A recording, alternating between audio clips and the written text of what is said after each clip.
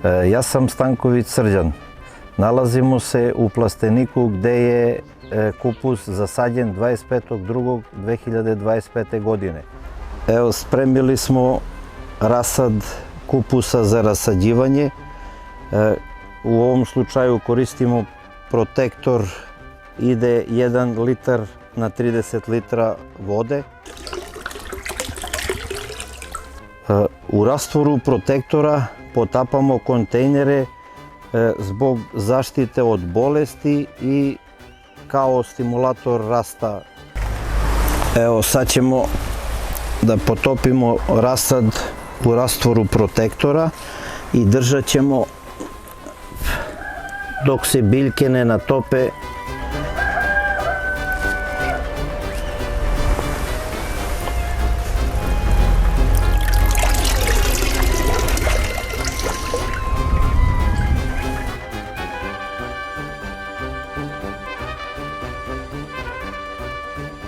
Svake godine imam veliki problem sa zemljišnim štetočinama, rovat, grčica, a najviše sa puževima i zato sam rešio da koristim masku. Sada ću razbacati masku.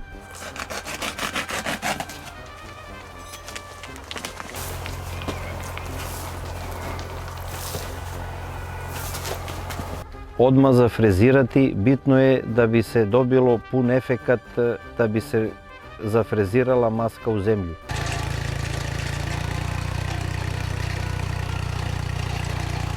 I tada je primenjena maska 2 kg po aru. Maska je razbacana po celoj površini i odmah zafrezirana. Nakon toga je istog dana zasađen kupus.